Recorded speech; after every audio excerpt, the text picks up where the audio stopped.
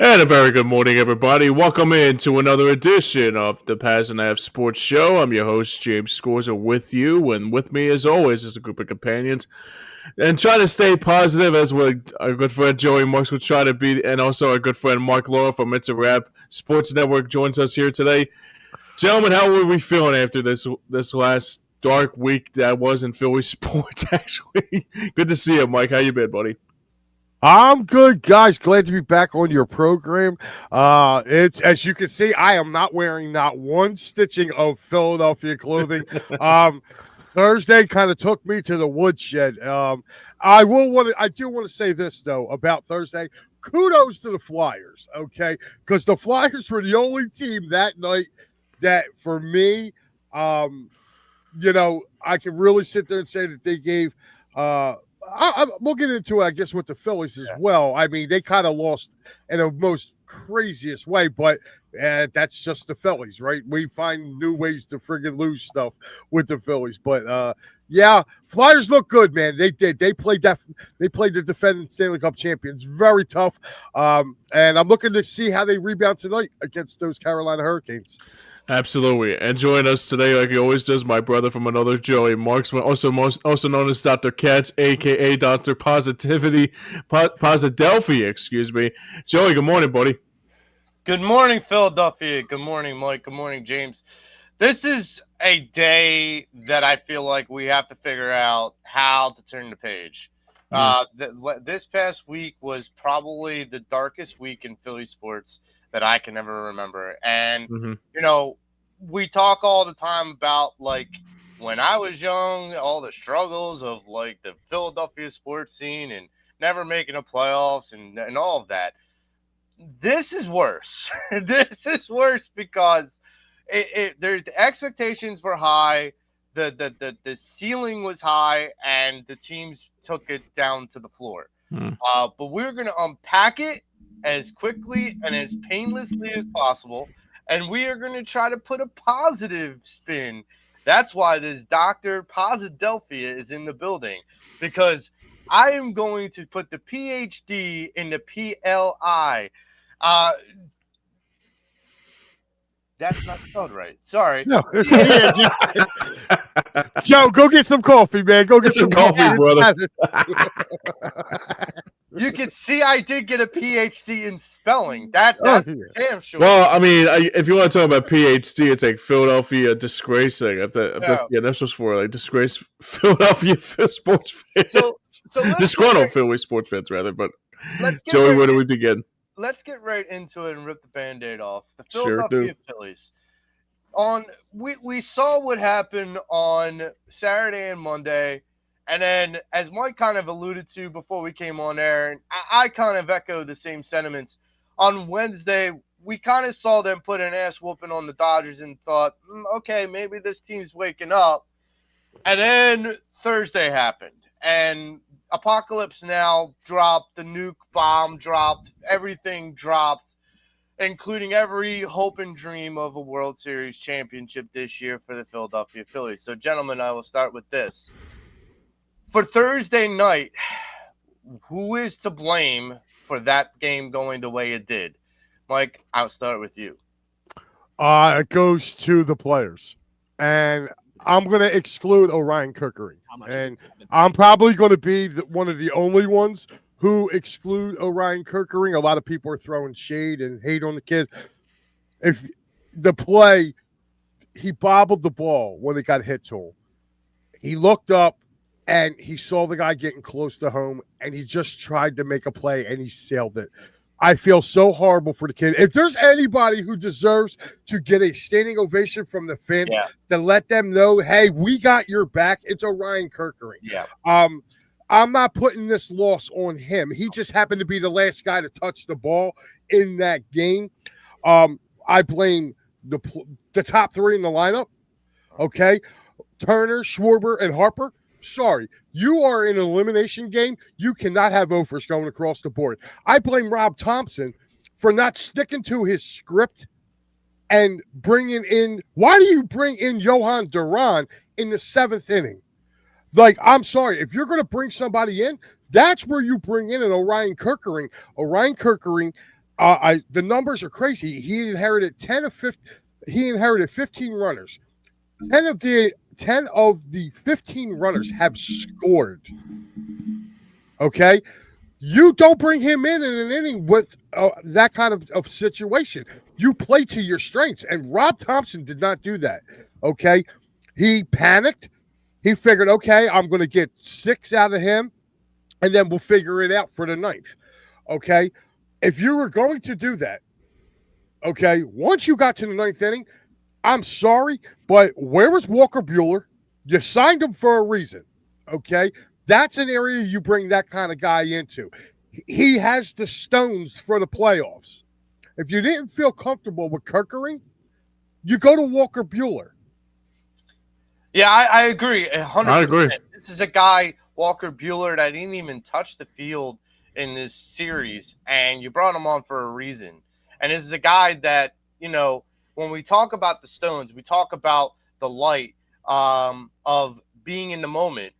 I felt like, considering Walker Buehler made the last out of last year's World Series, he knows what it takes to make that out that you need, that very important out. And that's the moment that the Phillies were in at that moment. I would have, because of the amount of arms they had in the bullpen, there's not a chance in hell that I would have just let one pitcher warming up at a time. I would have been doing double barrel action from 7th inning on, because I would have made sure there's no tomorrow. I would have made sure that whatever move I was going to make, it was going to be available for me. So when he put Kirkering in, my first sentiment was, so I guess Rob Thompson thinks this kid's got ice water in his veins, because you got to have a lot of balls as a manager, and not only as a manager, but as the pitcher, to come into a moment like that. And bases loaded, 2 outs, game on the line, that's not a place where you put a 24-year-old kid that in a moment could have a brain fart and cost you the series. James, I'll ask you the same question. What do you think cost this Phillies team the game on Thursday? Well, Mike basically said it best more than anything. I think the one thing I do agree with you said there, Mike, is that having an offer for that top 3 of your lineup with Trey, with Schwarber, and even Harper going offer, like basically for the entire series, more than anything, is the thing that really bothered me more than anything. I gotta say right now, the bullpen. Johan Duran in the 7th inning was kind of confusing to me. I found it a little bit confusing, but I think the one thing they should have done, maybe if I go back to game 3, like if it was like Ranger Suarez and Aaron Nola, I think I would have gone with Walker Buehler to close it out. If it was like an 8-3 game, to give them like motivation into the next game, and not even see Walker Buehler even pitch at all in this NLDS, and especially in a closeout game that the Phillies needed the most. I was like, what's the point of even like what was the point of even signing him in the first place if you're not going to use him in postseason play? It was kind of like panic moves for Rob Thompson for more than anything. I think it felt like it was more like a panic move, putting Orion Kirkering in or Taijuan Walker here or this, that, and the other. But I thought about it too when Kirkering made that play, and he should have thrown it the first, obviously. But after that effect and how like it really like hit him like a ton of bricks, like how that baseball is like a real emotional game, and I think he made a big mistake. But I think the one thing that I don't blame him for that loss, but I do blame the top of the lineup, and let alone the majority of that lineup, like 1 for 12 in that last game of the season. And especially 2 for 21 before that, like that's not going to get it done. That's not going to get it done. And if I have to look at hindsight being 2020, that something has to change here. Something has to change. I think it's either Dabrowski has to be on the move or Topper has to be on the move. Well, we're going to get to that a little later. But right now it's like it's just not good right now. It's not good for business, and it ain't good for anybody. So it's going to be something. I mean, something's got to change here more than anything. I got to admit. One of the things I thought of, More than Adam. you take Sanchez out in the 7th inning, and you wanted to bring someone in. If you knew you needed to get to Duran, and it's a 1-0 game, and you didn't trust anybody else in your bullpen, and you thought, okay, Luzardo is available, I would have thrown Luzardo, and you knew that you were only going to give him 30, 35 pitches, so like an inning or two. I would have put Luzardo, who had 15 wins in that season, would have thrown Luzardo out there and been like, okay, give me 2. Give me 2 innings to get to Duran. Because my feeling is, Luzardo can handle 2 innings. My feeling. And especially because in the bottom of the 7th, you had Ohtani, you had the power of their lineup coming up in Ohtani, Betts, and Hernandez. But that being said, so I understand the idea that Rob Thompson got scared and wanted to go as one of his best bullpen pieces. But if Luzardo is in your bullpen and he's available, he's your better bullpen piece at that stage. I don't disagree with either of you guys about Walker Buehler. Was calling for his name to be in this series a long time before now because I felt like he was an asset. And I just felt like you put so much on Strom and Kerkering that you didn't even utilize the assets that Dabrowski brought in. You got to remember, Dave Roberts might have cost you some, a game, but the part of it, too, is you got to bring in the vets in the bigger moments because they know how to handle it better. I'll tell you another thing, guys, too. Harrison Bader getting hurt, I think it took the spark out of the Phillies lineup. He was a spark. I mean, just look at I believe it was game 2 when he was hurt and he came up the pitch hit. Okay? He came up the pitch hit. He could still hit. And Thompson tried to kind of recreate that magic again on Thursday night. But I'm sorry. To me, there's guys that failed this lineup. Okay? You had your top 3 hitters that failed your lineup, and I'm going to go down the line. Okay? Alec Bohm, I'm sorry. You are batting 4th, my man. You are not supposed to be taking walks and punching singles. Okay? If you're batting 4th, your job is to drive in runs. He did not do that. Bryson Stott could not find anything in this series. He has regressed so bad.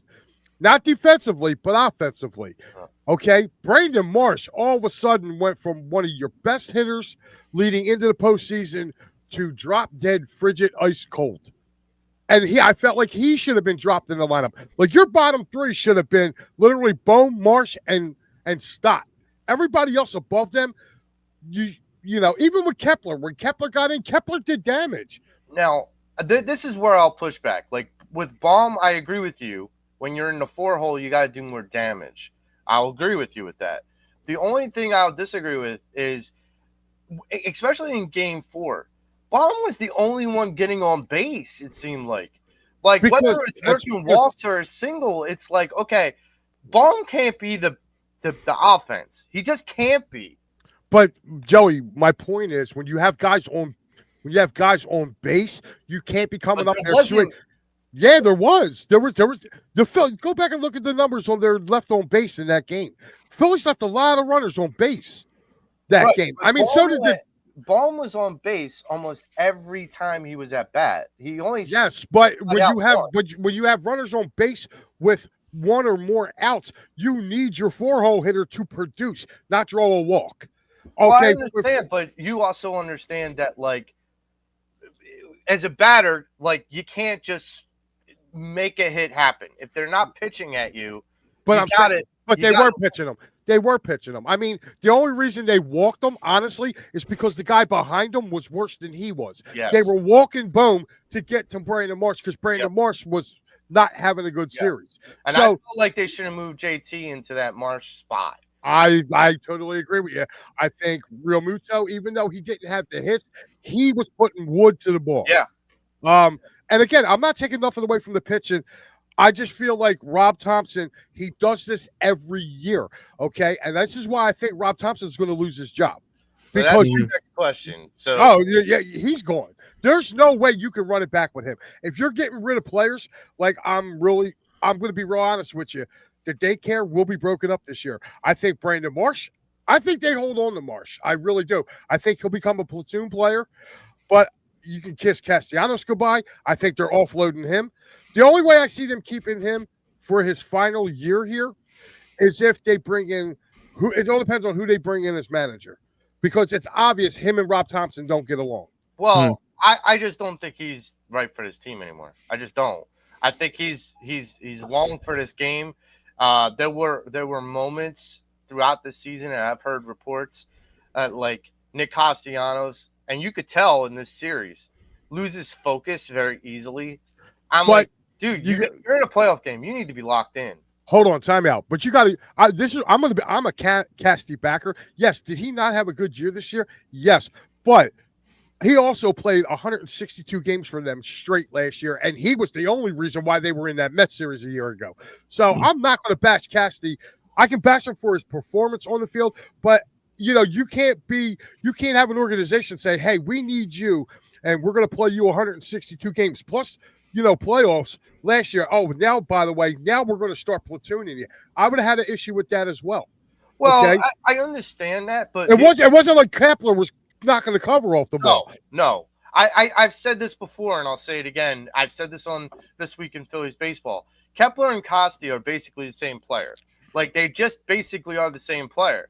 That's why it never made sense to me. I think it was in game 1 or 2, where it was game 1 where Bader got hurt, and they brought in Castellanos after Kepler. I'm like, why are we bringing in Castellanos? Because Kepler can play center field. Like, I will give that. I will give them kudos for that. And to be honest with you, I would try to re-sign Max Kepler. I like that signing. I just think still got a year left on his contract. No, he was a free agent. He only signed a 1-year deal here. No, he signed a 2-year deal. Did he really? I thought it was a 1 year because they got him listed as a free agent. He's Castellanos has to go for 2 reasons. Number one, you can't depend on that guy consistently. Now, I get you. I am a Castellanos fan too. This isn't me bashing him for the sake of bashing him. This is me seeing it as what's better to make this team better. And do I see Castellanos? If I look in my crystal ball, do I see Castellanos as an asset to this team moving forward? No. He's an offensive liability. He's an offensive inconsistency. So, I mean, you're going to be hard pressed to convince me to keep him. All right, I gotta say this to you guys. This probably might not be the most popular take, but after this postseason, I am okay with letting Kyle Schwarber walk. I really am. Well, and listen, I know. I was going to ask you that too, Mike, because I'm asking if you guys want to keep Schwarber too. Listen, if Schwarber, he's going to command a lot of money. So if he gives the Phillies a discount and they get him at a reasonable price, yes, I would keep him a discount. That's off the table. Well, here's the thing. We don't know. All I know is this. They were saying before the postseason even started that they were pretty much agreement on a deal for Kyle Schwarber. Yeah. Now, here's the thing. If you don't, if you got to watch what they're kind of trying to lead up to do. I really believe, too, and you're hearing it now. This is October the 11th. I think the Phillies are going to go after Pete Alonso. Now, hear me out on this. If they trade Castellanos, which I think they're going to do, because if you look at it, I think our outfield next year, and this is what I think it's really going to look like. I think in center field, you are going to have Harrison Bader. Left field, Brandon Marsh. Right field is going to be Bryce Harper. First base, if they sign Schwarber. If they don't sign Schwarber, you can leave Harper at first base, and him and Alonso can rotate between there and DH. Then you can have an outfield of Brandon Marsh in left field. You can put Harrison Bader in right field and put Crawford in center, because Crawford's got to come up. The Phillies need an influx of speed. Okay? I'm sorry, but if you go Turner, if you go your 9-1-2 being Crawford, Turner, and Bader, I think that's really going to help out this Phillies lineup. If they lose Schwarber, they're going to lose their number 2 hitter. You could slide Harrison Bader up into there, and now you got a top 3 of Trey Turner, Harrison Bader, and then you have Bryce Harper, and then behind Bryce Harper, now you have a power right-handed bat with what's his face, Pete Alonso, because I think JT Realmuto's coming back. I think they're going to re-sign him. I really do. I think so. My first question, because you brought up about Schwarber getting a hometown, like giving a hometown discount, like what does that look like? Because we know, in my mind, whatever the average is that Trey and Bryce is getting paid, whether it's 33 a year, like whatever that is, I would offer if I'm going to demand that. But if you want to say his discount is going to be like in comparison to 33 a year, it's going to be 20 a year. I don't know if he's no. I don't think he's doing that. I can see them signing him like a 3-year or a 2-year $60 million contract. That's $30 million a year. True. He doesn't want a 2-year. He wants a 4-year. Yeah, well, too bad, dude. He's 35 years old or 34 years old. Too bad. Like, this is what we're offering you now. The Phillies can make them that offer. It's not a bad offer. It's still $30 million per year. Okay, yeah. So yeah, and I'm going to disagree right here for was a hardcore for all. It says no thanks, Alonso's just another big swing for the fence guy. No, he's not. You look at this year alone, his power numbers were there this year, but his doubles were actually up from a year ago. And to be honest with you, the Mets wouldn't have been nowhere near where they've been without him. He carried that team for months. Okay, so, it wasn't the $700 million man. I'm going to take the position. I heard this from a friend of mine. Actually, I heard this from a mutual friend of me and Mike's, and it shocked me because I kind of contemplated it. This is the extreme take. You want to think about the take that you just took, Mike, as extreme with Pete Alonso. This is going to shock the system. I'm taking the Mike Lauro effect. Oh boy. And you know that's dangerous. Yeah, I know. When I'm listening to you and you're running through my head in a way that shouldn't be. That's bad, Joe. That's bad. I feel like we need to trade Bryce Harper. Oh. I wouldn't be opposed to it. I mean, you're not wrong. You're not wrong there, Joe. I think he has come up small in the last 3 playoffs. And I think the Bedlam at that bank, it was a good memory, but that was the last time he was relevant in the playoffs. I am done making this narrative. Look, Mike, I go back to the Embiid argument with me and you, right? Mm-hmm. What was your thing that you said? Trade him when he still has value. Mm-hmm. Get as much for him while he still has value. But the only problem, Harper's still named. There's still value there. Yeah, but here's the thing. Harper's got a no trade.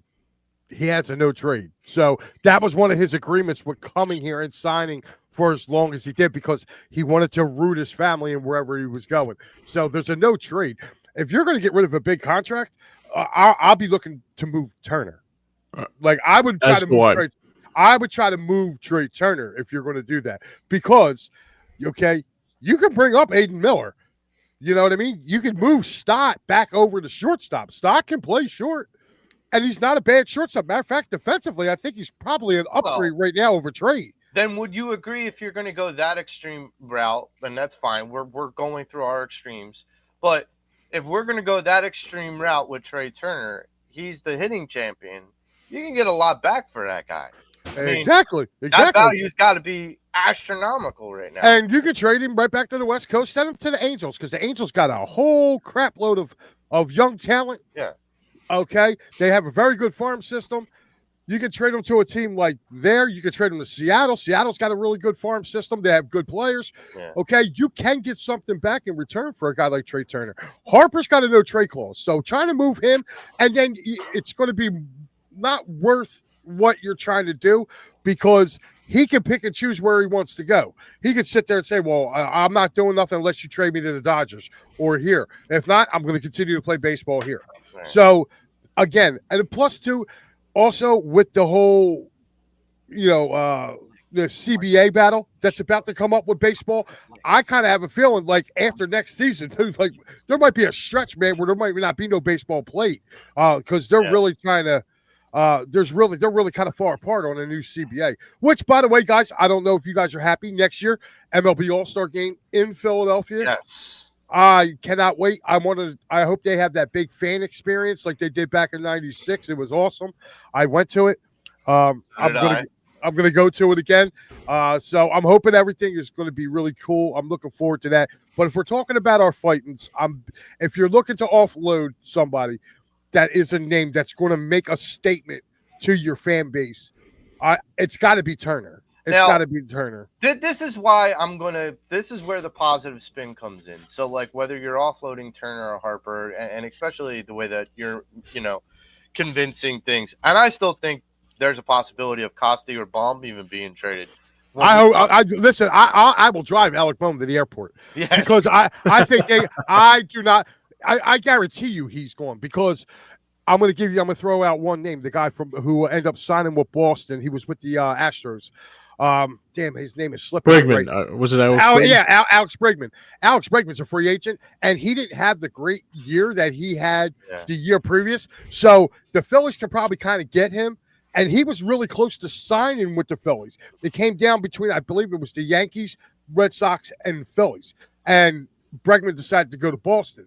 So if you can get Alex Bregman to come in, sign him to a 2-year deal, it'll give, some time to develop maybe somebody in the minor leagues, or Otto Kemp can kind of shadow him for the next couple of years, and you make Otto Kemp your full-time third baseman going forward. I want to see more out of Otto. I was really impressed with Otto Kemp's season. I really was.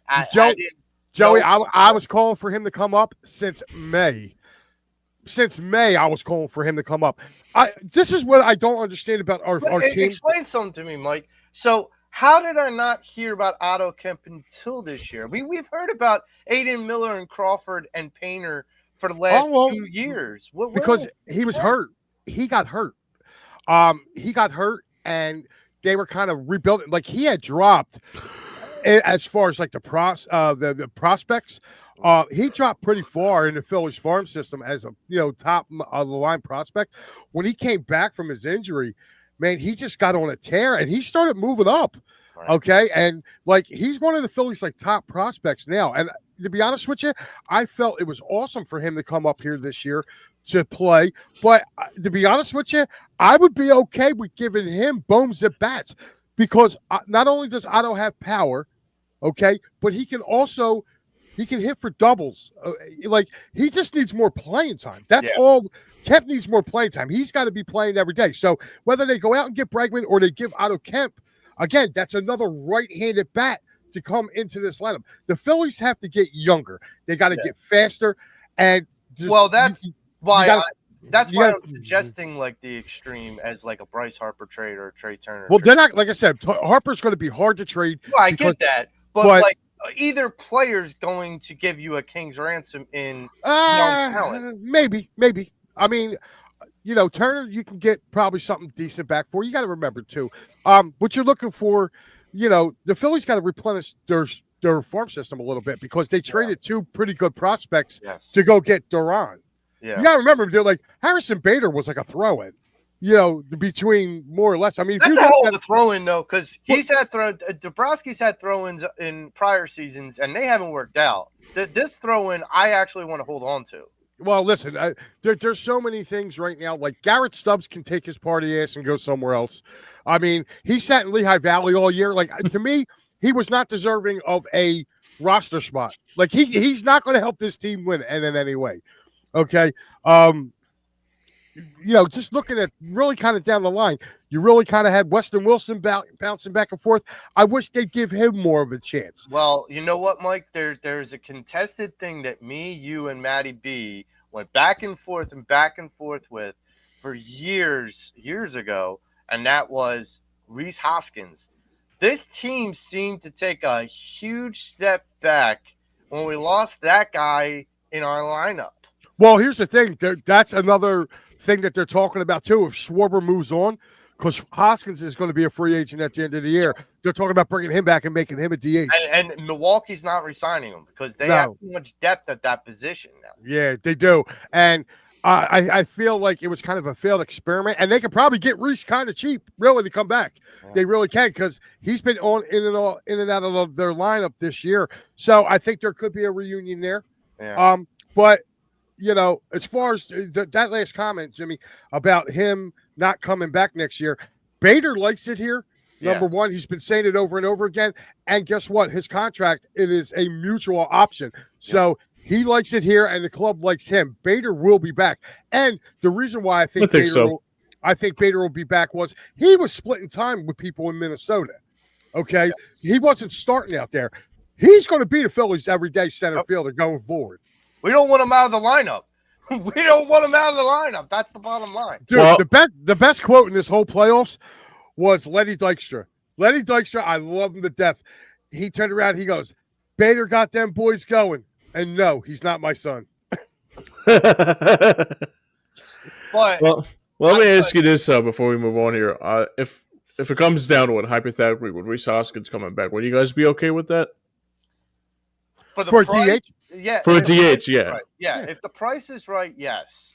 And I think you will be right, but most definitely. You think about it, Joe, for a second. They could probably pay him a fraction of what they're going to pay, try to reach out and re-sign Schwarber. I'm telling you, Schwarber, you know where Schwarber's going to end up going? You're going to get a quarter of the production from Rhys that you would get from Schwarber. Because I still feel like, look, let's not be delusional and think that Schwarber is just going to stop hitting home runs no matter where he goes next year.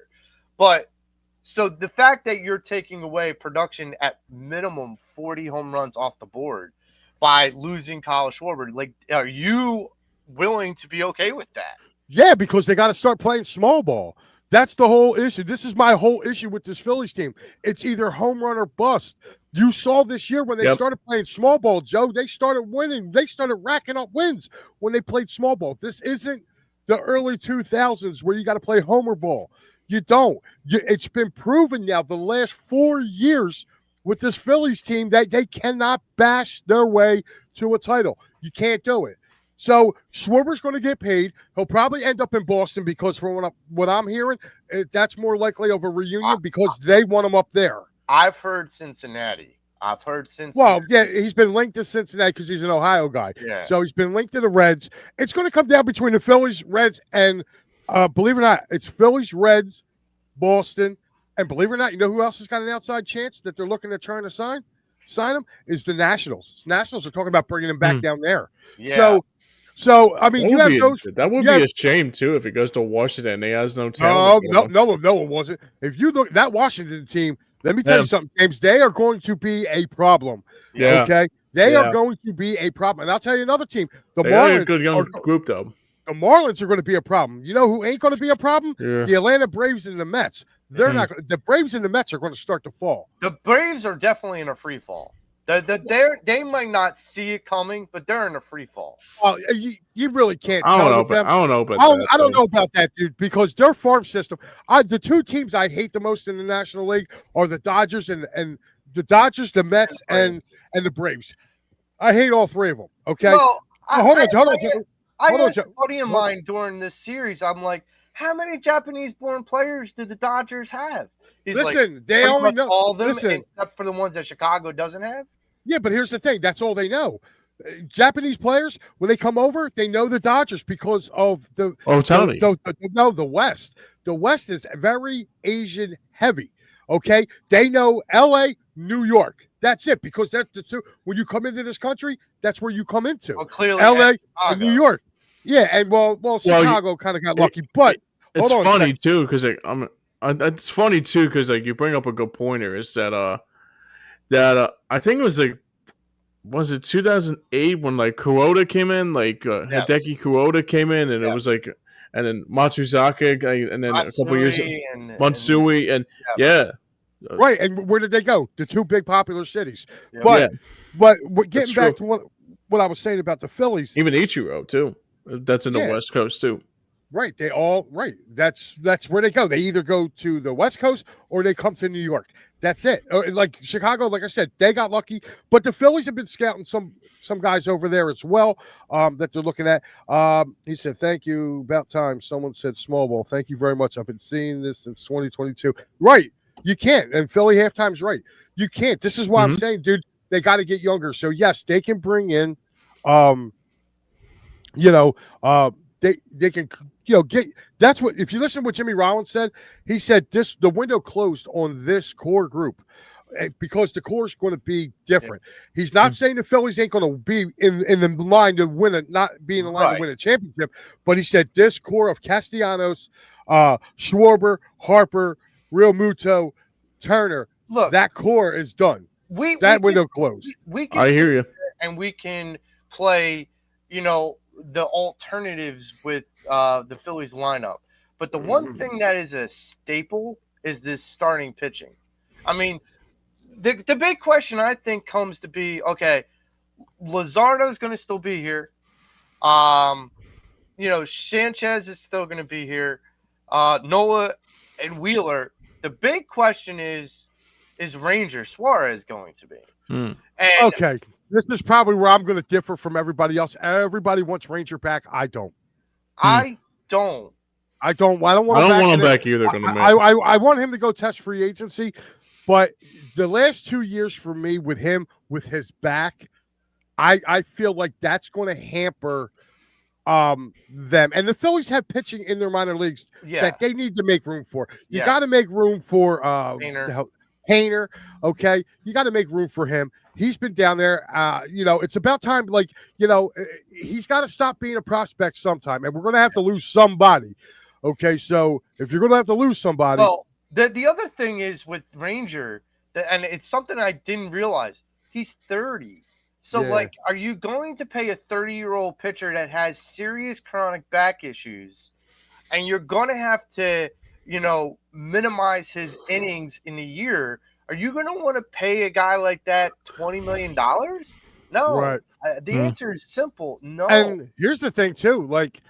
You don't know what's going to happen as far as Wheeler or what's he going to look like when he comes back. So right now, you have to go with – you got to have at least 3 frontline starters. And your 3 starters really – and I think Nola's going to have a bounce-back year. I really do. I think he was hurt for the majority of the year. Well, I don't think he's had – there have been moments where he's had really good games. I think that he's just had a lot more lousy games, really lousy games. Oh, listen, he's never been a beginning of the year pitcher. If you go back and look at him throughout his career – when it's still cool here in April and May, he cannot pitch. No. He's got to have that heat hitting him.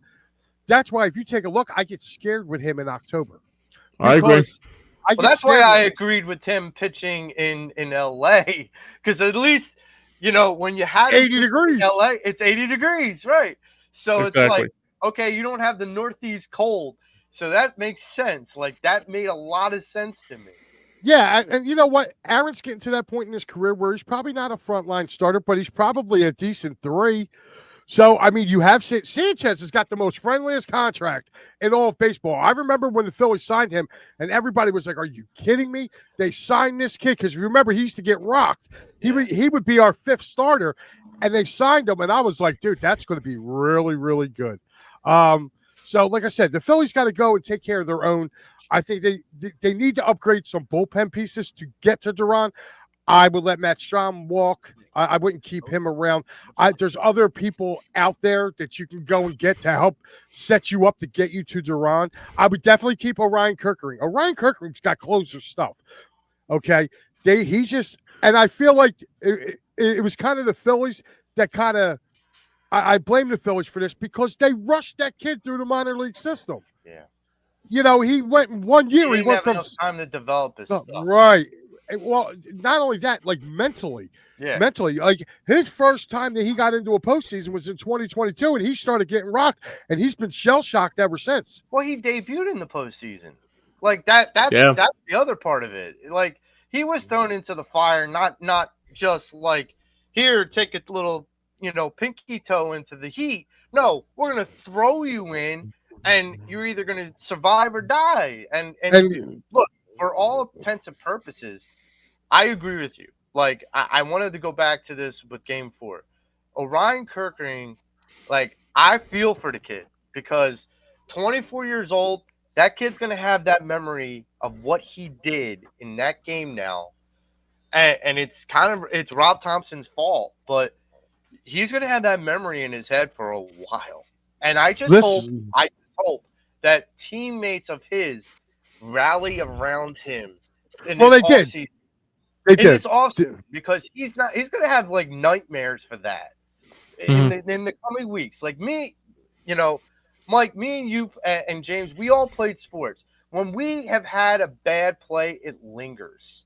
You remember those things, probably more so than you should. But I don't need this 24-year-old kid to be hung on this for the remainder of his career. This is why I'm saying when they go to announce that team next year at Citizens Bank Park, when how on opening day they have everybody come in and everybody, when you see that kid and they announce his name, you give him a standing ovation. Yep. Because you gotta let him know that you got his back. It was a bad play, but you got to look at it from his standpoint. Yep. The ball's in front of him. He bobbled it. He probably thought he didn't have enough time to go down the first, and he knew the run was coming, and he just tried to get it as home as quick as possible, and it sailed on him.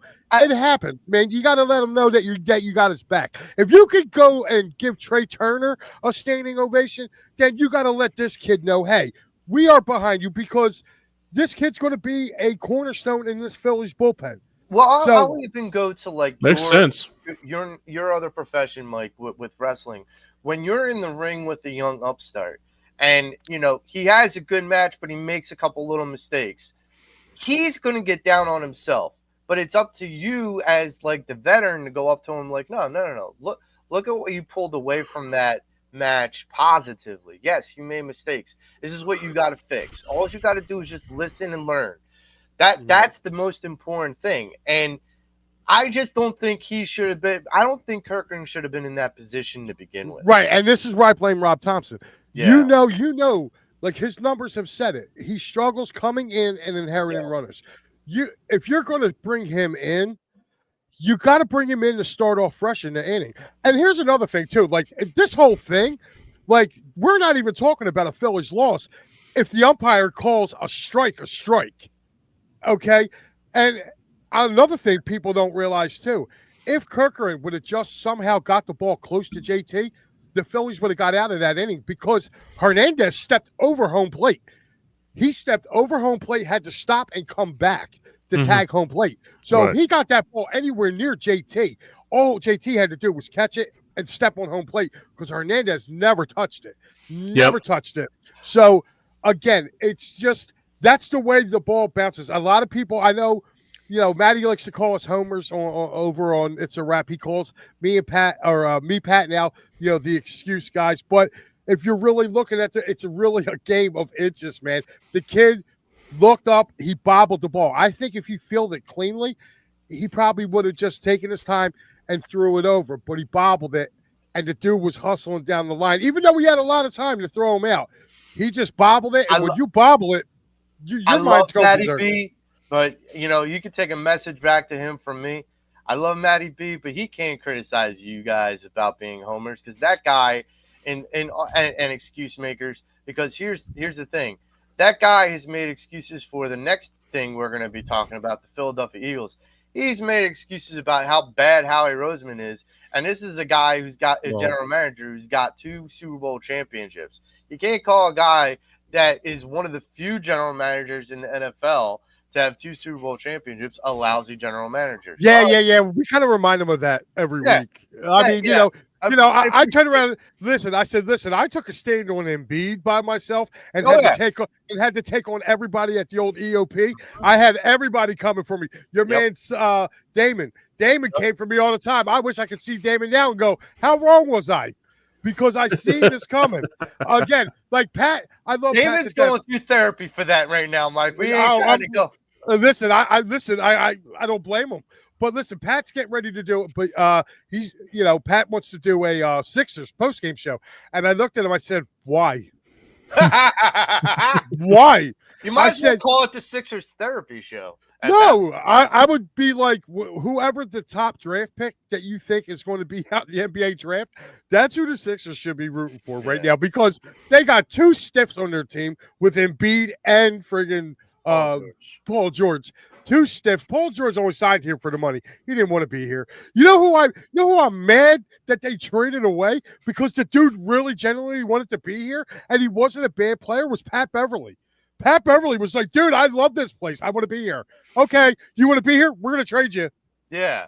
Literally, he was here for a cup of coffee. I was like, what? He was. And you know what? And it's still one of his favorite places. If you ever listen to his podcast, he loves this place. He said, man, if I could go back to Philly, I'd go back there in a minute. He loves it here. Would you trade Kyle Lowry for Pat Beverly? Oh, in a heartbeat. Oh yeah, I love Kyle. I'm a Villanova. I love Villanova. It's my college basketball team. Yeah. Love them. But he got to go. Okay, he got to go. Like right now, he's just hanging on for a check. We're gonna move on to the other Band-Aid we got to rip off. The Philadelphia Eagles. They played 2 games this past week, both against the Denver Broncos and the New York Football Giants, and they went 0 for 2. There's a lot to unpack about both these games, but we're gonna start with the Broncos first. Mike, I gotta ask.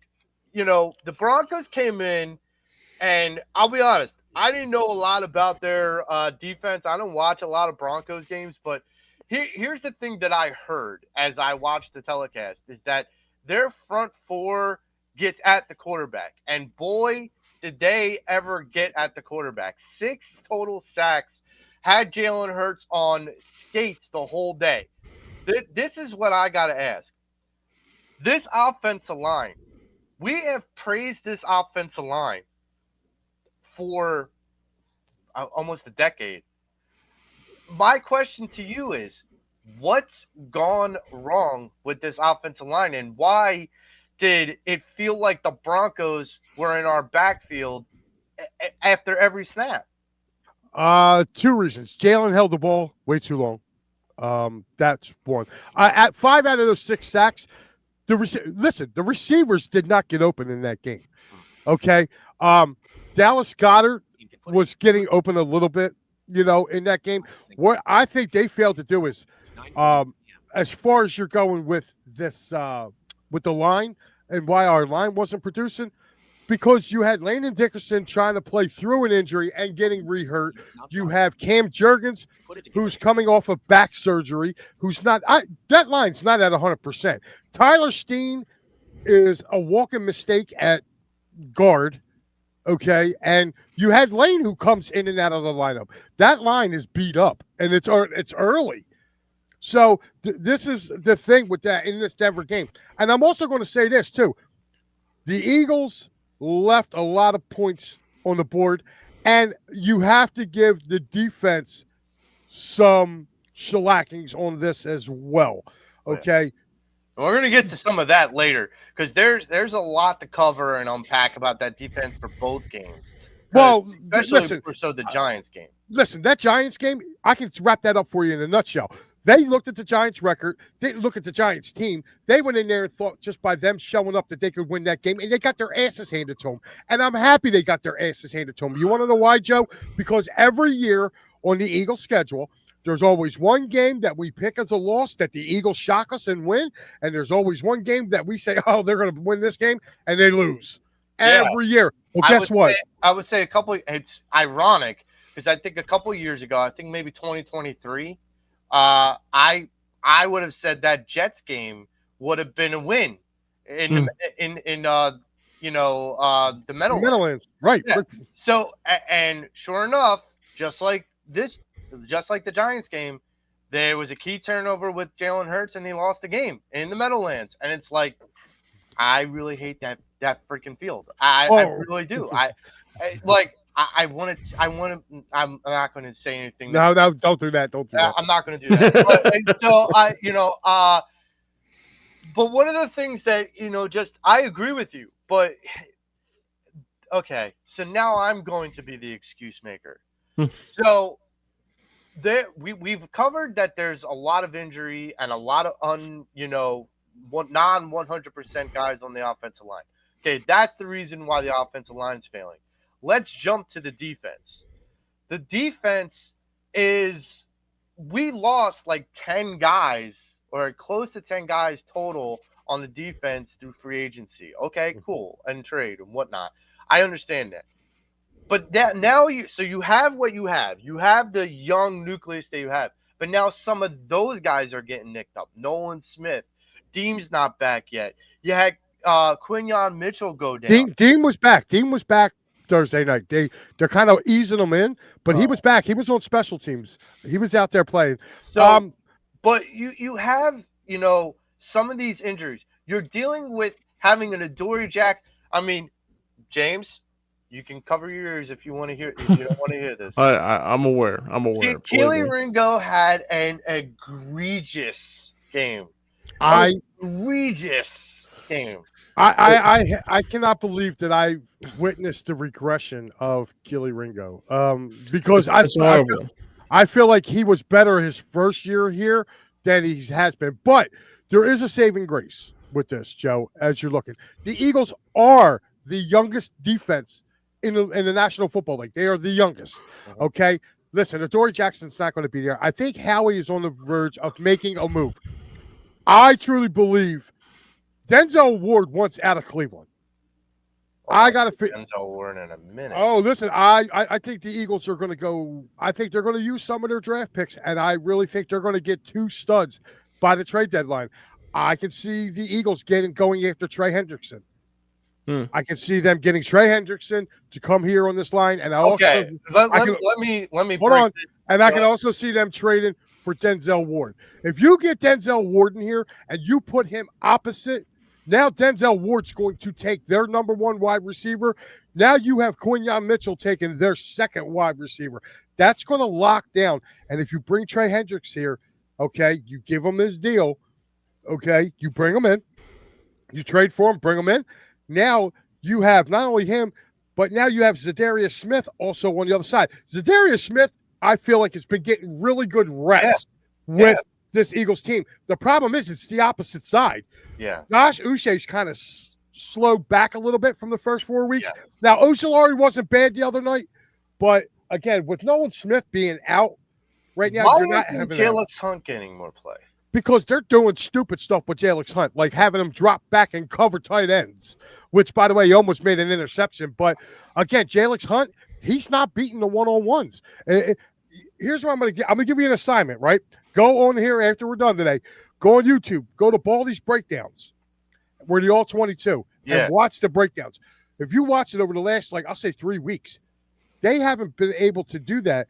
And Jalix Hunt, when they're running the ball, that's where they're running the ball at. They're running the ball right at him. And I'll tell you what, if it isn't Carter, like Carter, Jordan, and Ajomo in the middle there, like those 6 guys, like Young's getting pushed around. Yep. Who's the other guy that was back there? He's getting pushed around. The 2, the 5 and 6 guys, 5 and 6 tackles.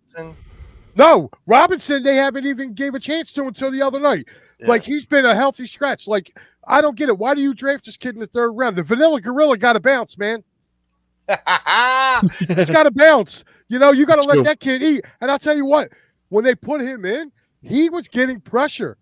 He was getting pressure up there. So look for them to continue. Listen, if people forget, last year they were 2-2. And when they were 2-2, they got smacked around pretty good by, they got their ass handed to them by Tampa, 33-10.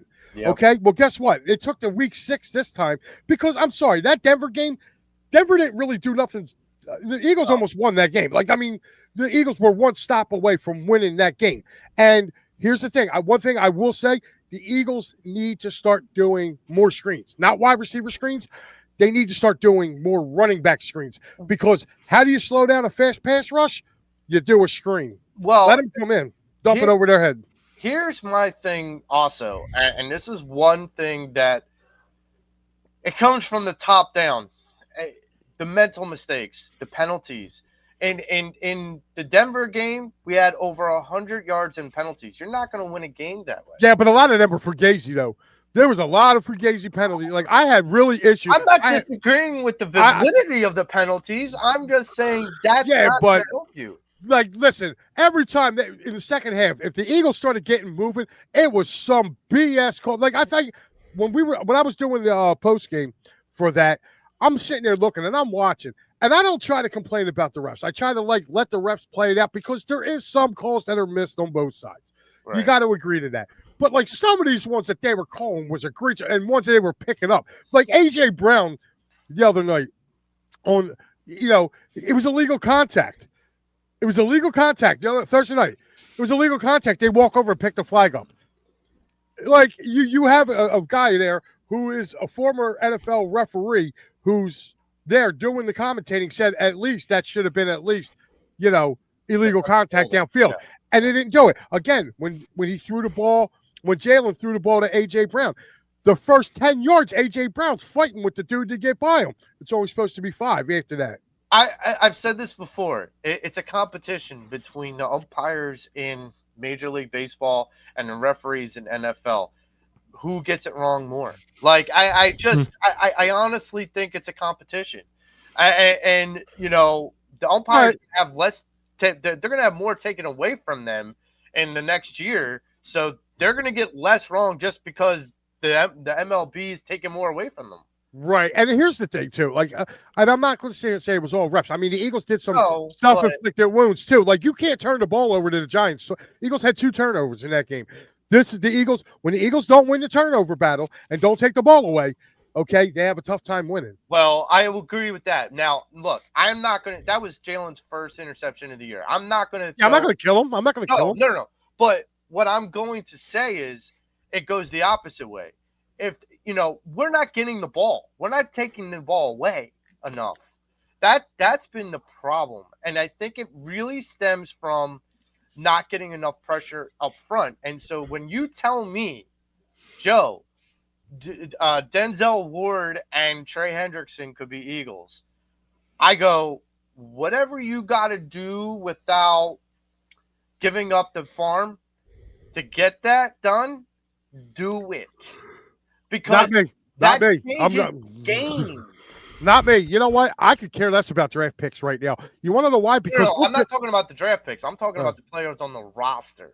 Like, I don't need you giving up a Jordan Davis. No. That's not going to happen. But what the trade will be for picks. And guess what? The Eagles got plenty of picks to give. I don't care if the Eagles don't pick till day 2 next year.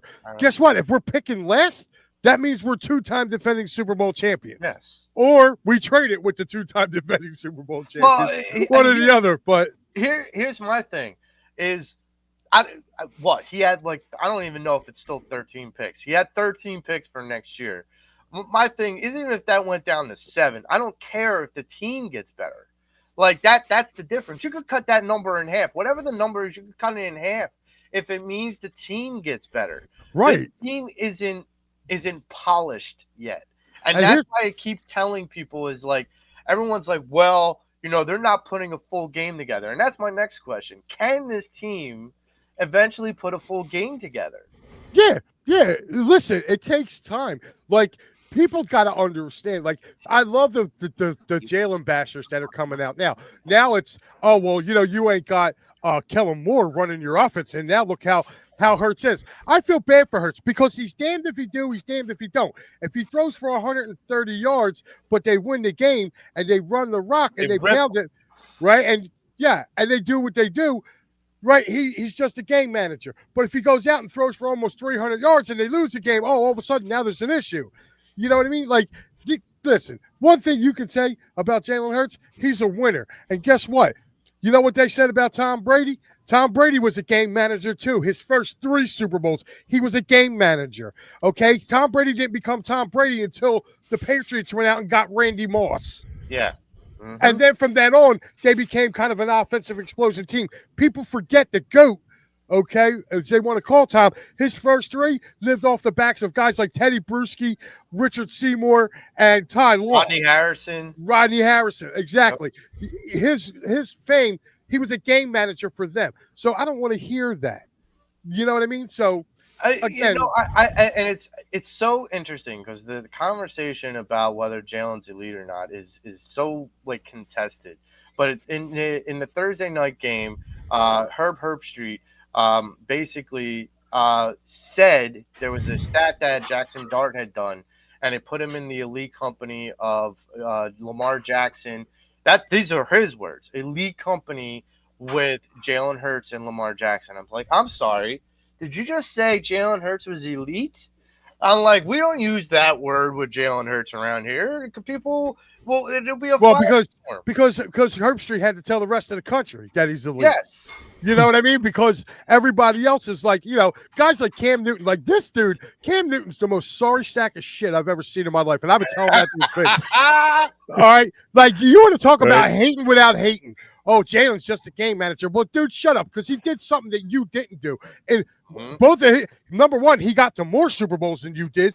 Number two, and I'm not attacking Cam as a man, because I think as a man, he's probably a cool dude. But as an analyst, he's a sorry sack of shit, and he looks like he's coming after my quarterback of the team I root for. So I'm going to do my due diligence and stick up for him, and we will show the numbers. Okay? You won the Heisman. Jalen was a runner-up.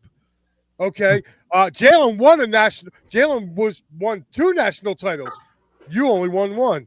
Because he likes to come at Eagle fans and say this. Your NFL career, you were nothing more than a game manager. What happened in the only Super Bowl you got to?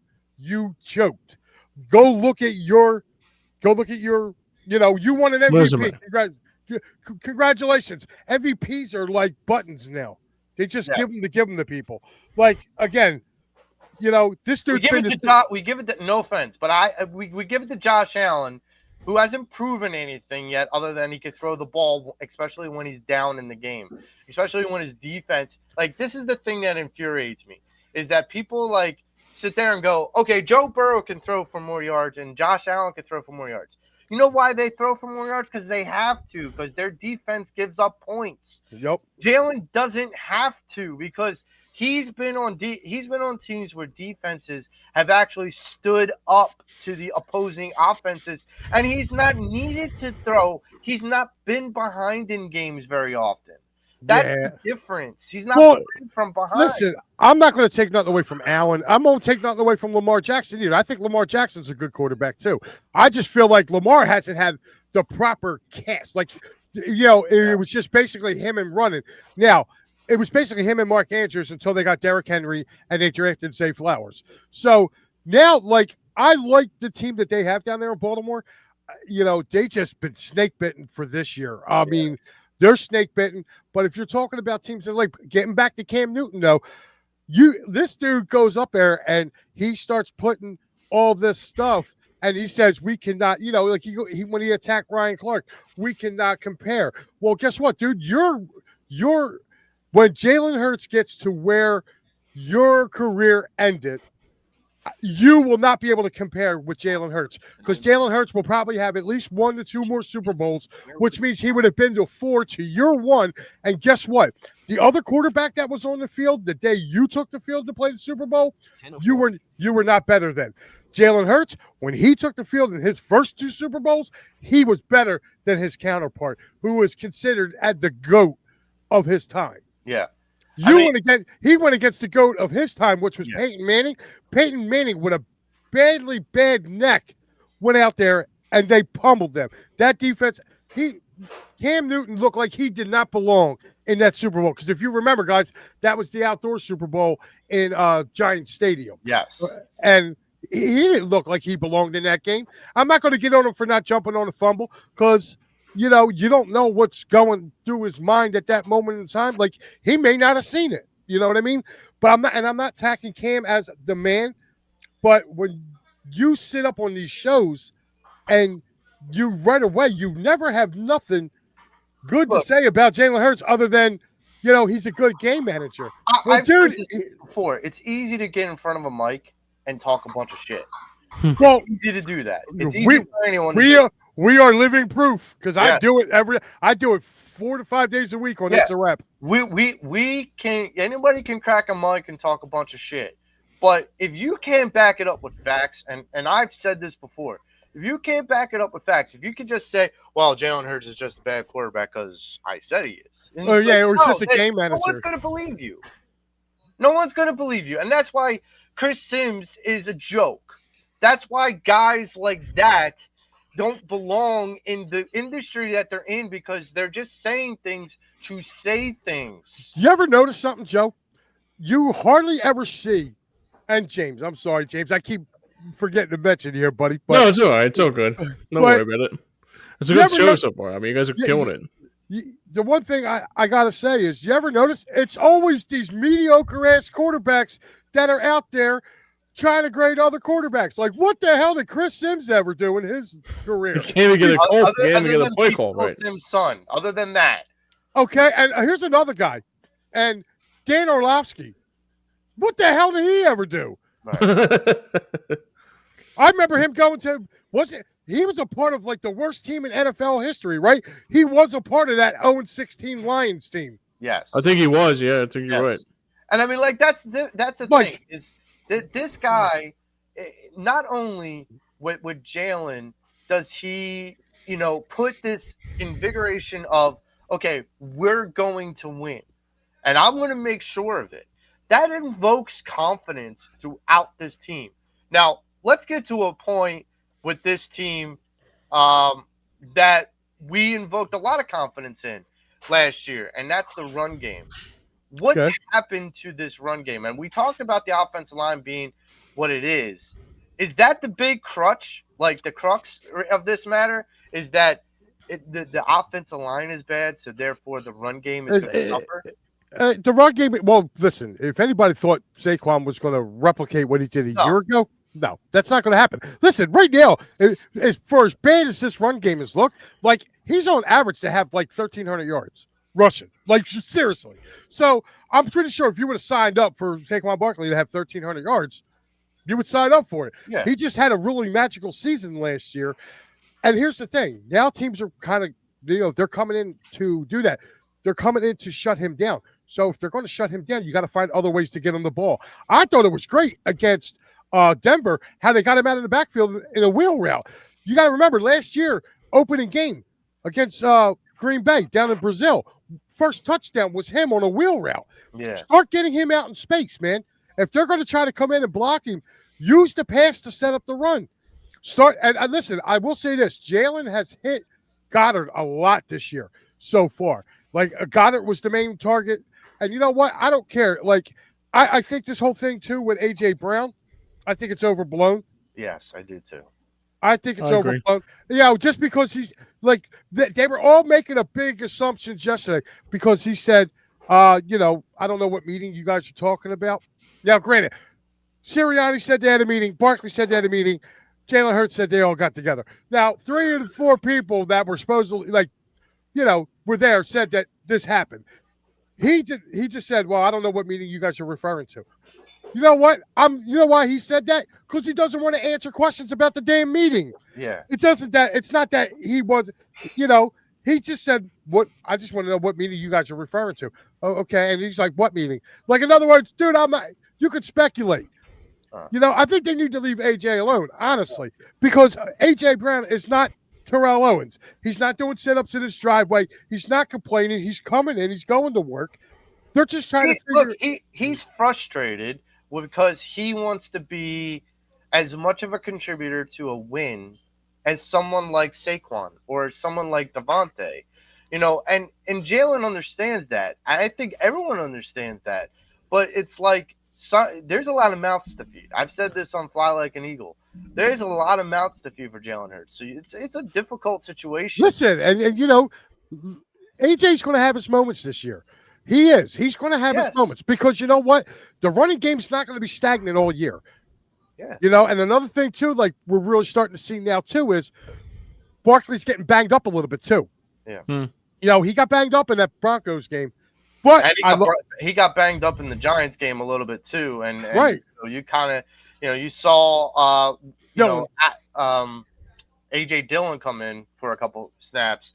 You got to start to understand maybe it's a matter, especially with like the offensive line and some of these offensive players just in general. You have so much on that offense and just this team in general. Look, being Super Bowl champs means you played the last game of the season, which means your off season started later than everyone else's, which means recovery is a bitch especially if you coming off that with injuries to begin with, and surgeries and yeah. stuff. So, yeah, like So- listen, Joey, the way I'm looking at this, and I'm going to be real frank with the Eagles. The Eagles are going to be there at the end. They're one of the better teams in the NFC. Are they going to have some losses this year that we didn't expect? Probably, but I don't think they're going to have more than 4 losses. I really, truly don't. I don't think they're going to have more than 4 losses.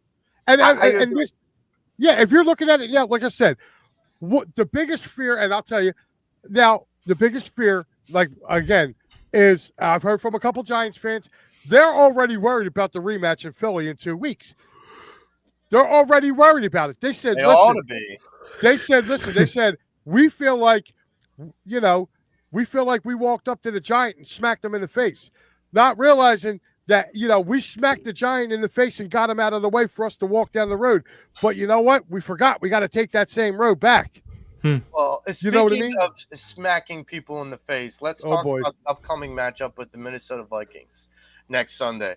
Mm-hmm. Carson Wentz might be their quarterback for that game. They would be smart to start him. I am not sold on J.J. McCarthy as an NFL quarterback.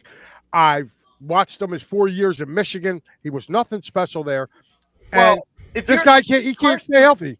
If you're Carson Wentz, I almost look at it like, wow, I got a gift here, because Justin Jefferson's probably the best receiver he's ever played with, ever. Like, I don't like when he was with the Eagles, it was Justin Reagor, like really? Jalen Reagor, like really, like what are we doing here? So here's my thing, previewing this upcoming Minnesota game next week. I got to ask, Mike, what's the things you look forward to seeing out of the Eagles, improvements-wise, going into this game? One, the Vikings are not very good at stopping the run. They're not. If you watched the game 2 weeks ago when they played Pittsburgh over there, Pittsburgh literally lined up and said, we are running the ball. Stop us. Matter of fact, our former back, Kenny Gainwell, had 2 touchdowns in that game. So they literally looked at him and said, this is what we're going to do. Come stop us. And they couldn't. Now, this will probably be a game where, again, you're going to have – you got to think about this now. The Eagles play Thursday night. They don't play again until Sunday. All right, Minnesota's on a bye week, but they're flying home from Europe. Yeah. That's going to be real, man. Like, anytime you have to go away for a game, and even with you being off, man, getting back to work and getting back in the swing of things – I think it's going to be probably within a 10 to 7 to 10 point win for the Birds. I don't think, because I watched them, they can't stop the run. And another thing they don't stop, they can't stop the tight ends. Like literally, the Steelers were literally, it was Freiermuth, I can't remember the other guy's name. He was in Miami. Jonnu Smith. It was Jonnu Smith, Freiermuth, and Gainwell were just eating them alive. And for Jalen Hurts, there you go. We will see our old buddy Isaiah Rodgers. I wish he was still here. Yes. But we will see him. We'll see Carson. And you know what? I have a lot of love for Carson Wentz because of him, we have not 1 but 2 Super Bowls. So, he he helped us get to our first, and the second one, his trade helped bring in a lot more pieces to help us win our second one. So he's actually been kind of behind 2 Super Bowls here. So I don't have much hate for Carson. I want to see the old Bronco buck there for a little bit, but just not against us.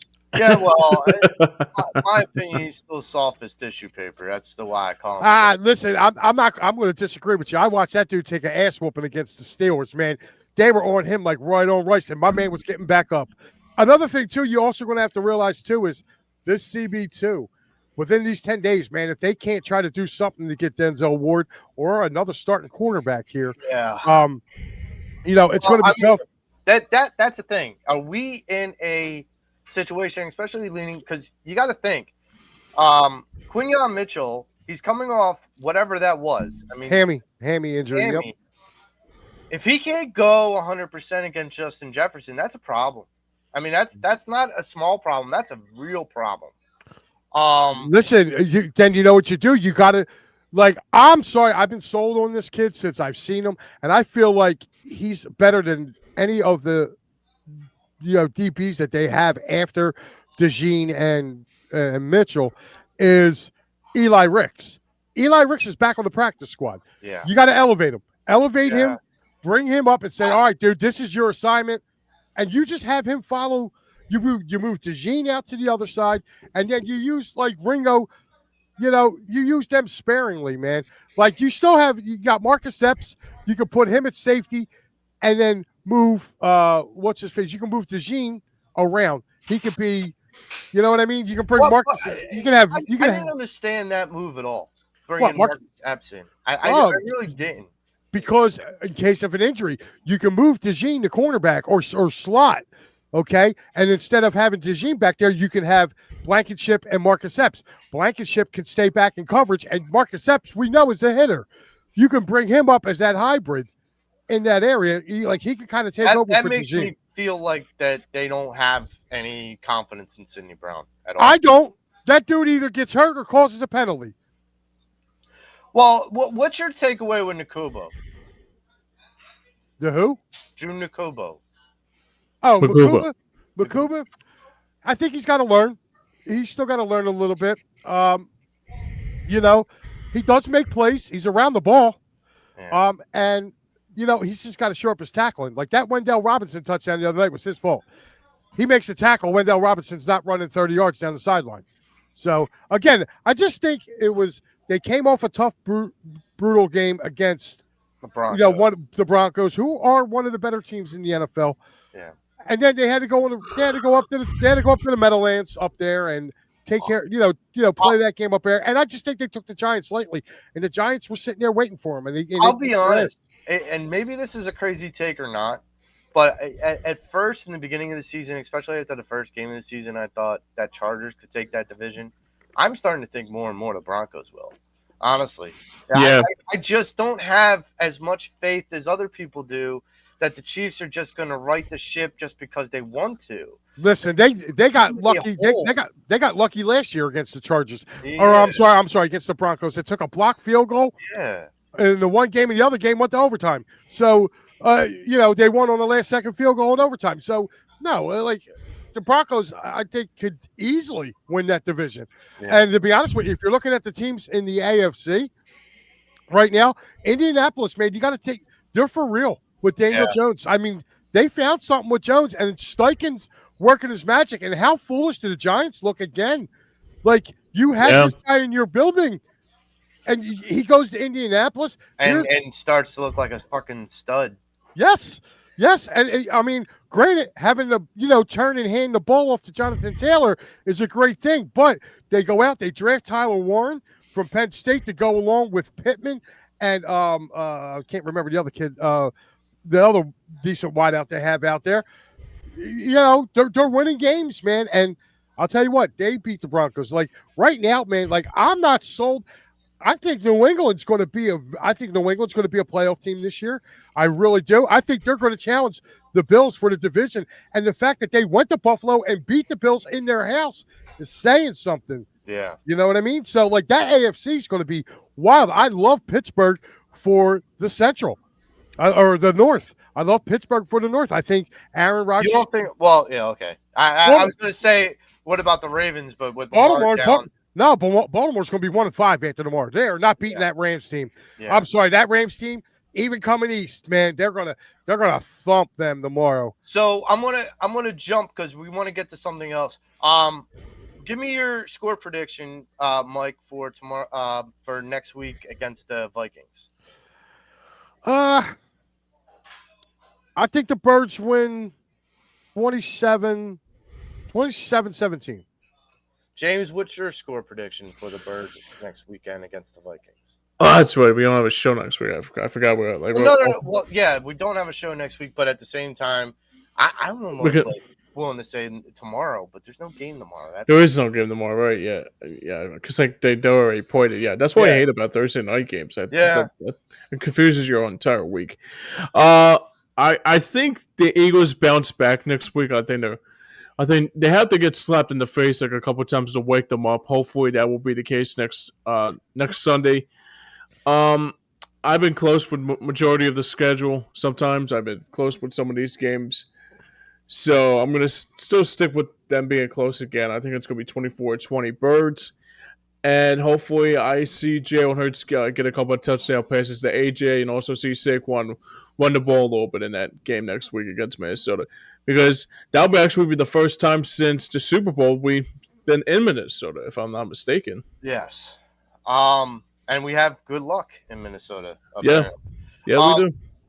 So I'm going to go a little different route than I typically do. I'm going to go 27-21 Eagles. And I say this because I agree with Mike and you with the run game. I also think that this defense is still going to struggle against the Vikings offense. I think Carson's going to air the ball out.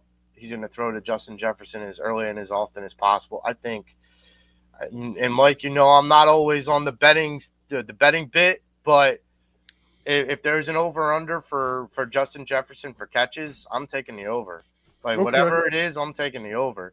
Because, honestly, I think Carson's going to feed him like, Stephen Curry feeds all the rest of the players on Golden State. Believe me, there's going to be a part of that game where it's going to look really hairy, but I think the Eagles will pull it off in the end, 27-21. I want to get to this before we roll out of here. When we have Mike Lauro on the program, Mike is our NCAA college football specialist. We have to talk a little college ball while Mike's here. Mike, I got to ask, okay, my Notre Dame Irish, as much as you begrudging want to talk about them, they started the season 0-2, have bounced back there, I believe 16th ranked in the nation. They're making their way back. My feeling is in order for them to even get, I guess, even recognized or even have a chance to make the college football playoffs, they have to get at least to 8 or 10 or something around that level. My question to you first is, with the Irish, do you think something like that is feasible? And then second, who do you see as the predominant favorite to shock people in the coming weeks? The Irish will definitely, I think, they'll definitely be bowl eligible. As far as the playoff eligibility, I think, it really all depends. Like, Notre Dame's got to run the table. Yeah. So if they run the table, they're in the same boat Penn State's in. Penn State has to run the table and hope somebody likes them to put them in the top 12. Like, this team was ranked. I think, I think that kind of hurt them a little bit with their first 2 losses. But the fact that they're playing kind of an ACC type schedule, I think it hurts them a little bit. But I definitely think, if I'm going to say, I think Notre Dame gets into I think they get in, but I think if they're going to be like one of the last 4, they're going to be anywhere from like 9 to 12, you know what I mean, in that area. But they can get in, Joe. I do truly believe that. Well, who do you see? I mean, like, Ohio State has been like the predominant, like, pretty much the new age Alabama this year. My question is, who is that next team? LSU's been doing really well. Miami. Miami. Miami. Now, I forget. So they were the ones that beat LSU, right? Yes. Okay. Miami's also in the ACC too. So yes. And they have that win over Notre Dame. So that's Carson Beck, right? Yep. And James. So if you don't know, Mike, I blame James because Carson Beck's a 5th-year starter, and he had to leave Georgia because he was disgruntled and had to go to Miami. And hey, we'll take him back any day. We'll take him back any day, Joe. This season. Oh, so what I was trolling him. Oh yeah. Oh, yo, you know what I used to call Trace McSorley when he was at Penn State? I used to call him Van Wilder because he had like 6 years. He was there for 6 years. I said, what's this guy going for his doctorate? Bo Nix was like 7 years, wasn't he? Like, Something like that. Something like that, yeah. But that's only because he got hurt the 1 year. Yeah. But yeah, they can do 6 years, man. I'm like, dude, if you ain't going for a doctorate, man, you're just Van Wilder. You know? So anybody that's more than 4 years, I call them Van Wilder. More power to them. With the NIL, if you could be in college for 6 years and make $1 million a year, and you could walk out of college with $6 million in your pocket, good power to you. Bro, listen, no offense, they're walking out with more than $6 million. Well, I'm saying it's probably like a ton of bro, money. I mean, not everyone can be in like big markets. Yo, listen. Oh, yes, they can. Look at this. I saw, who was it? Some like one of those like off like FBS schools, like they're paying over $1 million something to get guys to come play there.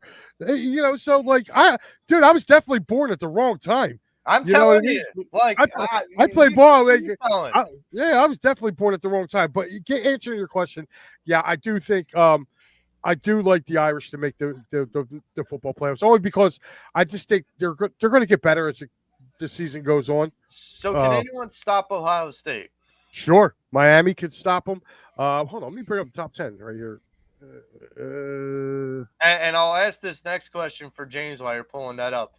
So James is very disgruntled with Kirby Smart, and he's starting to go all James Franklin on Kirby Smart.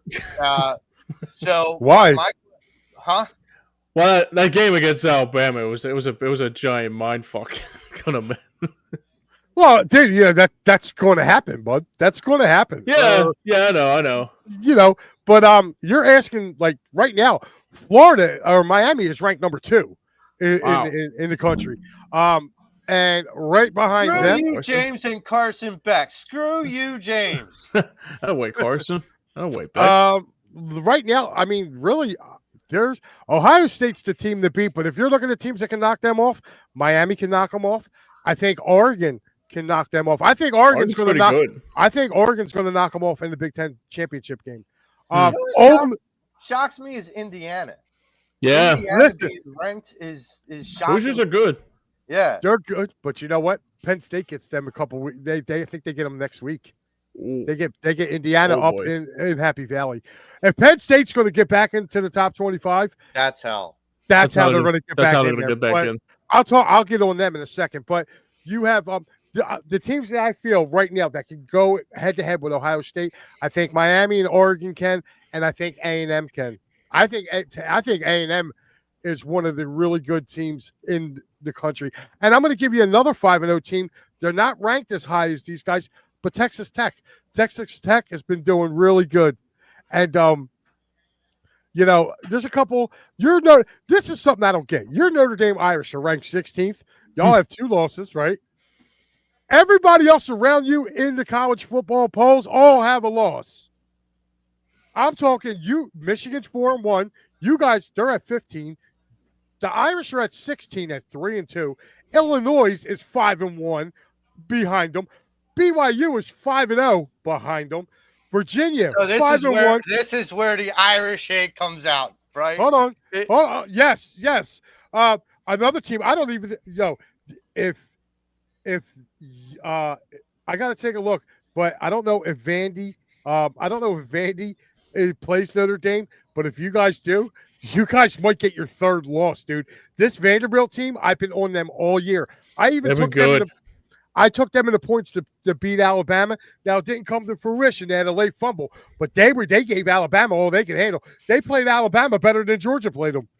Well, you got to remember, Vandy's the one that upset Alabama last year, so that was kind of like a it was a revenge game.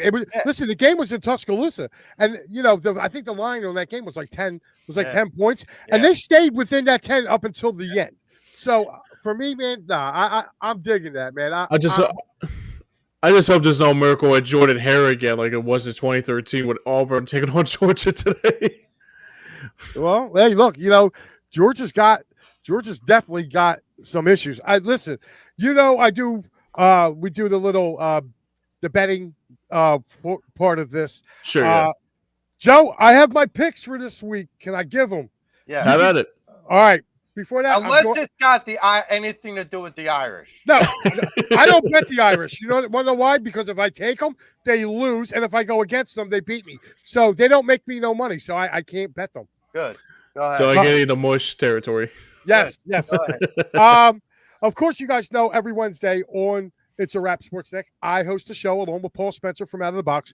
It's called Props, Locks, and Parlays, where we go over college games and we go over NFL games. And I give you a couple little prop bets to look forward to in the NFL season. We're only doing this during football season. But my picks for this week for the NCAA, I have the University of Cincinnati minus 11. Okay, and Cincinnati is hold on. I'm looking right here. I got it up. I got to go. I'm looking for it right here. Where's it at? There it is. I think. Yeah, they're playing University of Central Florida, UCF. Yeah. So they're minus 11. They're at home. My second game on this list is I am taking the Illinois Fighting Illini with the 14.5 against the Ohio State Buckeyes. That's right. I think Ohio State wins. They don't cover the 14.5 though. Illinois is very tough at home. Very tough at home. Their only loss came on the road this year.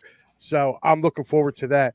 My third game out of the 6 that I have, I'm taking Indiana. That's right, the Hoosiers.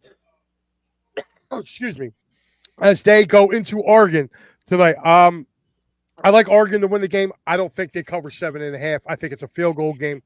So I am going with the. You think Indiana is going to play them that close in Eugene? Yes. Wow. Yes. That Indiana defense is for real. Wow. That's all I'm going to say. Okay. That defense is better than Penn State's defense, and Penn State held them literally. It was all game long, like off the scoreboard. You know, they got 2 touchdowns. Both in the Penn State Oregon game, both teams scored 14 points in the last quarter. For 3 quarters, there was nothing. So and this Indiana defense is a lot better than Penn State's. So I'm going to take Indy with the 7.5. In the Red River rivalry game, Oklahoma Texas today, I am taking Oklahoma plus. It's actually at plus. I have +3. Texas is a slight favorite in this game. I like Oklahoma. Tonight, guys, Joey Marks' favorite team, Texas A&M. I'm taking them tonight as they where are they at? They host they host Florida. They are a 7-point. It's 7 now. It dropped down, but it was 7.5. There were 7.5 point favorites in that game. And finally, my third. I'll take Florida just because the Texas A&M is frauds. They're not frauds, Joey. The Yankees are pretty good, man. They're good, dude. Like, you got to tip your cap, dude. Take that Irish cap and tip it. Okay. I'll tell you what, though. I mean, the Sooners are a really good team too. You want to know, Mike? If I'm tipping any Irish cap, I'm probably tipping over. Let's just. Well, I'm surprised they didn't have a beef with Oklahoma after they blew out Temple a couple weeks ago. You know what? Can we look? It's already been a rough enough week, James. I know. Compare. My last game I took Texas Tech. They're at home tonight. They are.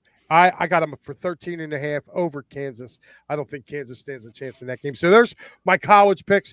So far, I'm actually 1-0 on my NFL picks for the week because I took the Eagles-Giants game to go over 40.5 points, and they did that. So just to give you a quick little heads up on that one, I got Tampa -3 tomorrow against the 49ers. I think the 49ers are frauds, and I think Tampa will beat them. I took the Rams -7.5 over Baltimore. Baltimore to me is just a mess, and they have too many guys out on defense to try to stop Nakua, Devontae Adams. Is Lamar still out? No, he's going to give it a go. So even with him giving it a go, it's going to be a shootout. I like the Cowboys -3.5 over Carolina. Carolina don't beat nobody except Atlanta. And I took Indianapolis -6.5 over Arizona. Arizona stinks. Their offense was stinking before then. Their coach could be fired soon. That's you know who the coach is. You know who that coach is. Yes, sir. He could be running out of tune very soon. Towns very soon. My last game. He had some really fired comments. Yeah, my last game, Joe. Throwing punches too. My last game is the early game tomorrow morning. Denver at the Jets. I took the Broncos -7. So there are my picks for the week, guys. Jets have been such a disappointment. Now I got to push back on one with the Niners. I'm not the biggest Niners fan. Everyone knows that, but the Niners proved something to me on that Rams game.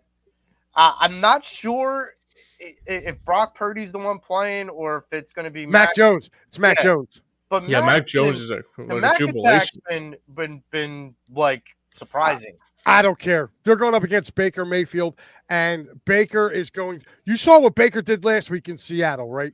That he did. Are they playing at Santa Clara or Tampa Bay? They're playing Santa Clara. The 49ers are garbage. I don't want to hear nothing about know what their offense consisted of right now? Their offense consisted of throwing the ball to Christian McCaffrey. That's it. They don't have no wide receivers. Like Juwan Jennings, who's just starting to come back for them, but they're missing Kittle. Juwan Jennings, what another kryptonite he was in Tennessee. Coming back. What's that? Brandon Ayuk's coming back. Yeah, but he's not available yet. They're not going to have him back for another couple weeks. Yeah. This game here, it's set up. And here's the thing. Like, they can stop the run a little bit, but Tampa's also getting their starting offensive lineman back, too. Another one of their linemen's coming back this week. They're also getting Bucky Irving back this week. So I think it's just too much. Tampa's got too many weapons. They're a good team. You know, I will go a long way without hearing the name Bucky Irving ever again. That guy is just a pain in my ass. But that being said, okay. This is gonna wrap it up for this week in Pat's show. Mike, where can people find you? And like you said earlier, you're on quite often. I am over on It's a Wrap Sports Network. I was doing the Fighting's Final. Of course, tomorrow morning, if you guys ain't busy, same time this show starts over there. Me, Pat, and Al get together for P&M in the AM. I'm on Monday or Sunday. Wednesday night, I host Props, Locks, and Parlays with Paul Spencer as we kind of go over what we just did here. Saturdays, I have a Penn State post-game show that I'm on, and now you can catch me on Clear the Ice, which is our Flyers post-game show. I will be making my debut on that Thursday night, so we're all over the place, man. I'm like a rational Pat's leg. We're everywhere. I'm not going to not with a 10-foot pole, neither should anybody else. So, James, I'm going to make the announcement. Sure. That this week in Philly sports will be done for this season, but join me and James and Austin Hamill for This Week in Flyers hockey starting October 20th at 4 p.m. On the Hardcore Sports Network. And make sure you hit that like and subscribe. And I'll throw a shout out, even begrudgingly to Matty B, but I still have love for him, even though he's wrong more than half the time. But please give a good follow and subscribe to It's a Wrap Sports on YouTube, and give a follow and subscribe to both Hardcore Sports Network and Stream Punk Entertainment Pennsylvania. Follow us on all social media. Follow my Twitter handle at JoeWolf112680 on X. I'm posting all things, whether it's like I have ticket offers from sponsors that I deal with for both the MLB playoffs and for even the Red River rivalry. Appreciate it, Adam. Thanks a lot, buddy. That's fun today. Adam's one of our guys over. He's one of our commenters. Like I said, I put it up on my socials this morning that I was going to be over here with you guys. And make sure you guys definitely give us a check out over there as well. Joe, I just got one question I got to ask you, buddy. You guys got Austin coming over here. I haven't seen Austin in a while, so I will make sure to tune in to give you guys a happy hello with your Flyers. Yes. Talk and give Austin my best if I don't see him, but sure will, pal. It was a pleasure, guys, coming on. I love coming on talking sports with you guys as well. Look, we appreciate you coming on, brother. That's going to do it for us this week. Everyone, take it easy on the beverages. It's been a hard week. We'll get through it. Flyers season started. I'm not bringing that up. So for Mike Lauro, for James Scorza, I'm Joe Marks. We are the Patterson Ave Sports Show, and we are out. Let's go Flyers. Let's get it. Hang in there, boys.